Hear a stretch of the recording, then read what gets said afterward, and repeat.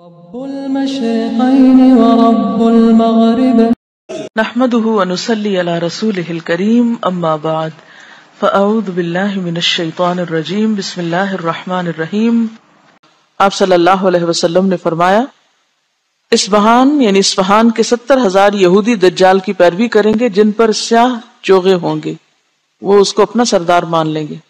آپ نے فرمایا دجال ایک مشرقی علاقے سے خروج کرے گا جسے خراسان یعنی موجودہ افغانستان کا آس پاس کا علاقہ کہتے ہیں۔ اس دجال کی پیروی کچھ ایسی قومیں کریں گی جن کے چہرے کوٹی ہوئی ڈھالوں کی طرح چپٹے یا طے برطے ڈھالوں جیسے ہوں گے۔ ڈھال کبھی دیکھیے، شیلڈ ہوتی ابری بھی ہوتی ہے نا، ذرا ڈیزائن بھی ہوتے ہیں بعض اوقات اس میں، تو اگر کوٹ دیا جائے اس کو تو کیا ہوتا ہے، چپٹے اسٹریٹ ہو جائے، ڈیزائن جو ہے وہ بیٹھ جاتے ہیں۔ تو آپ نے کیا فرمایا کہ دجال کی پیروی ایسی قومیں کریں گی جن کے چہرے کوٹی ہوئی ڈھالوں کی طرح چپٹے ہوں گے۔ دجال بیت اللہ اور بیت المقدس میں داخل نہیں ہو سکتا۔ حضرت انس بن مالک سے روایت ہے اللہ کے رسول صلی اللہ علیہ وسلم نے فرمایا مکہ اور مدینہ کے سوا ہر شہر کو دجال روندے گا، کوئی شہر نہیں بچے گا۔ مکہ اور مدینہ کے آس پاس فرشتے یعنی گارڈ کر رہے ہوں گے اس کو، اور وہ داخل نہ ہو سکے گا۔ مدینہ کی زمین 3 مرتبہ کانپے گی دجال کے خروج کے بعد، جس سے ایک ایک کافر منافق اللہ تعالیٰ وہاں سے نکال کے باہر پھینک دے گا، یعنی پھر وہ سب بھاگ جائیں گے، مدینہ سے ہی بھاگ جائیں گے، اور باہر جا کے پھر ظاہر ہے دجال کے فتنے کا شکار ہوں گے۔ اللہ کے رسول صلی اللہ علیہ وسلم نے فرمایا دجال مرقنات مدینہ کے قریب ایک وادی ہے، اس کی دلدلی زمین پر پڑاؤ کرے گا تو سب سے زیادہ عورتیں اس کی طرف نکلیں گی، یہاں تک کہ آدمی اپنی بیوی، ماں، بہن، بیٹی، چچی، پھپھی وغیرہ کے پاس جائے گا اور انہیں رسیوں سے باندھے گا کہ مبادا وہ دجال سے نہ جا ملیں۔ ضعیف الاعتقاد ہوتی ہے نا عورتیں۔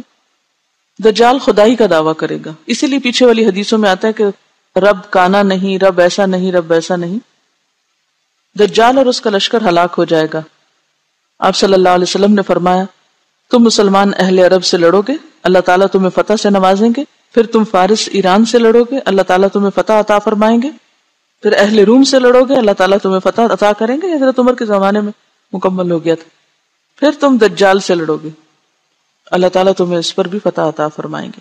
اللہ کے رسول صلی اللہ علیہ وسلم نے فرمایا معراج کی رات میری ملاقات حضرت ابراہیم، موسیٰ اور عیسیٰ علیہ السلام سے ہوئی تو قیامت کی بات چل نکلی۔ سب نے حضرت ابراہیم کی طرف معاملہ کر دیا تو انہوں نے کہا مجھے اس کا علم نہیں۔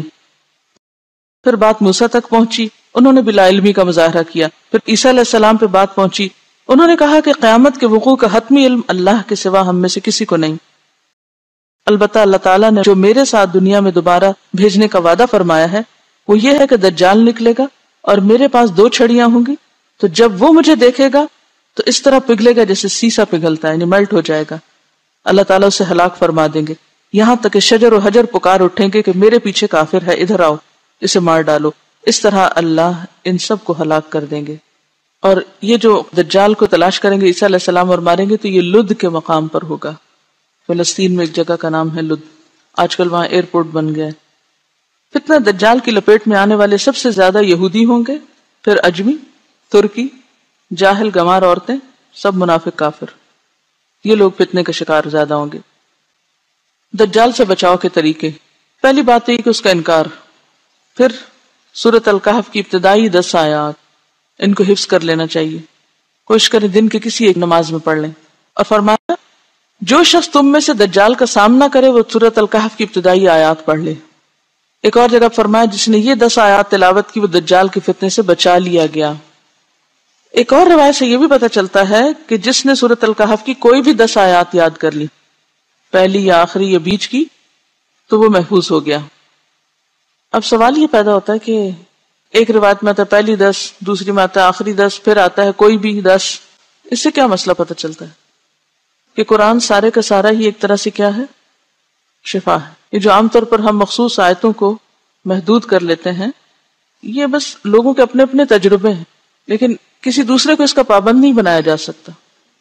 اور اگر اس کا نام لیا بھی گیا یا پہلی 10 آیتیں یا آخری، تو اس میں اصل میں دیکھنا یہ چاہیے کہ مطلب کیا ان آیتوں کا، کس کانٹیکسٹ میں بات ہو رہی ہے۔ دولت فتنہ ہے، حکومت فتنہ ہے، علم فتنہ ہے، تو مختلف فتنوں سے بچنے کی بات ہے سورت کا۔ کہیں سے بھی 10 آیتیں اٹھائیں گے تو فتنے سے بچنے کی تعلیم مل جائے گی آپ کو، اسپیشلی پہلی 10 جو ہے۔ ایک روایت میں آتا ہے دجال کہے گا میں تمہارا رب ہوں، اور جس نے کہا تو ہمارا رب نہیں، ہمارا رب تو اللہ ہے اور اسی پہ ہم توکل اور بھروسہ کرتے ہیں اور تیرے شر سے اللہ کی پناہ مانگتے ہیں، اس شخص پر دجال کا زور یا اس کا فتنہ اثر نہیں کرے گا۔ تو اصل ضرورت کس بات کی؟ پھر کیا کرنے کی؟ ایمان درست کرنے کی، اور سچے اور مخلص مسلمان کو دجال کوئی نقصان نہ دے سکے گا۔ اللہ کے رسول صلی اللہ علیہ وسلم نے فرمایا جس شخص نے دجال کی ربوبیت سے انکار کیا، اس سے کہا کہ تو جھوٹا ہے، میرا رب تو اللہ ہے جس پر میں توکل کرتا ہوں، تو دجال اسے کچھ نقصان نہ دے سکے گا۔ نبی صلی اللہ علیہ وسلم اپنی نماز میں دجال کے فتنے سے پناہ مانگا کرتے تھے، اللہم انی اعوذ بک من عذاب القبر واعوذ بک من فتنۃ المسیح الدجال۔ فتنہ دجال سے حفاظت کیسے، یا فتنہ دجال سے بچنے کا نسخہ، فتنہ دجال سے بچنے کے طریقے۔ ہمارے پیارے رسول صلی اللہ علیہ وسلم نے بہت پہلے ہمیں ایک بہت راز کی بات بتائی تھی کہ دیکھو لوگو، دنیا میں ایک بہت بڑی مصیبت آنے والی، جن کو تو علم ہے کہ دجال کیا چیز ہے، وہ تو اس سے بچنے کے لیے ان آیات کو بس یوں پکڑ لیں گے۔ اچھا یہ بچانے والی آیتیں، کیونکہ جنتر منتر نہیں دیا جا رہا، اس میں وہ نسخہ بتایا جا رہا ہے، وہ طریقے بتائے جا رہے ہیں، یہ کر لو گے تو دجال سے بچ جاؤ گے۔ دجال تو ایمان کا دشمن ہے، اس کے سامنے ایمان بچانا مشکل ہوگا، ٹھیک ہے۔ اب ہم میں سے کچھ لوگ نسخہ لے کے ڈاکٹر کا تو کیا کرتے ہیں، وہ پانی کی بوتل میں ڈال کے اس کو ہلا جلا کے پی لیتے ہیں۔ ہم نے قرآن کے نسخوں کو تعویذ سمجھا ہے، اور ایسی آیات کو کس طرح لیتے ہیں، یہ آیت فلاں بیماری سے بچانے والی ہے، یہ آیت فلاں کام نکلوانے والی ہے، لہٰذا کیا کرو 1000 دفعہ یہ آیت پڑھ لو۔ کیا آپ صلی اللہ علیہ وسلم کے قول کا مطلب یہی تھا کہ یہ 10 آیتیں رٹ کے 1000 دفعہ پڑھ لیا کرو، دجال تمہیں کچھ نہیں کہے گا؟ اس طرح کرنا ہوگا ہمیں؟ پھر کیا کرنا ہوگا؟ جو یہ آیتیں بتا رہی ہیں وہ کرنا ہوگا، ٹھیک ہے۔ اب آپ دیکھیے کیا کیا آ رہا ہے اس میں جو ہمیں کرنے کی ضرورت ہے۔ سب سے پہلے الحمدللہ الذی انزل علی عبدہ الکتاب ولم یجعل لہ عوجا۔ تعریف اللہ کے لیے ہے جس نے اپنے بندے پر یہ کتاب نازل کی اور اس میں کوئی ٹیڑھ نہیں رکھی۔ یہاں صرف یہ نہیں کہا گیا لا ریب فیہ، اس سے زیادہ فورسفل انداز ہے وَلَمْ يَجْعَلْ لَهُ عِوَجًا، کہ اس میں کوئی چیز ٹیڑھی نہیں، کوئی بھی کجی نہیں، کوئی بھی ایسی بات نہیں کہ جو انسان کو مس لیڈ کرے یا غلط رستے پہ لے جائے۔ پہلی آیت یہ سبق یاد کرا رہی ہے، دجال کے فتنے سے محفوظ رہنے کے لیے سب سے پہلے کیا کرنا ہوگا، اس کتاب کو یقین کے ساتھ، شک و شبہ کے بغیر، پوری طرح شرح صدر کے ساتھ اس کو تھامنا ہوگا، لینا ہوگا۔ اس وقت آپ دیکھیے کہ اگر آپ تھوڑی بہت بھی دنیا کے حالات سے واقفیت رکھتے ہوں، کیا نظر آتا ہے؟ وہ لوگ جو یہ نظریہ رکھتے ہیں کہ اللہ کا ایک بیٹا ہے اور وہ بیٹا ہم کو نجات دلا دے گا آخرت میں، اور وہ جو توحید خالص پر یقین رکھتے ہیں، ان دو گروہوں کا باہم ٹکراؤ ہے۔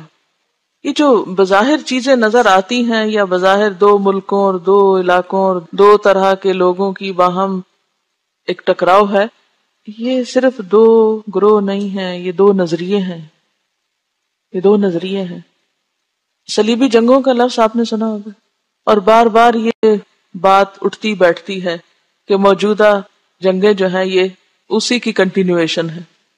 تو جو انسانیت اپنے آخری دور میں بڑھ رہی ہے، تو ٹکراؤ ان دو کے درمیان ہی نظر آتا ہے بیسیکلی۔ ان کا کام ہے وہ آنکھوں سے اوجھل ہے، وہ اپنی رعایت کے مطابق کرنا چاہتے ہیں، پھر کہتے ہیں یا اللہ وہ ہم 10 آیتیں پڑھ لیں گے نا، آپ ہمیں فتنہ سے بچا لینا۔ یہ دجال کا فتنہ تو سارے شہر میں آگ لگنے سے بڑا فتنہ ہے۔ وآخر دعوانا ان الحمد للہ رب العالمین، سبحانک اللہم وبحمدک، نشہد ان لا الہ الا انت، نستغفرک ونتوب الیک۔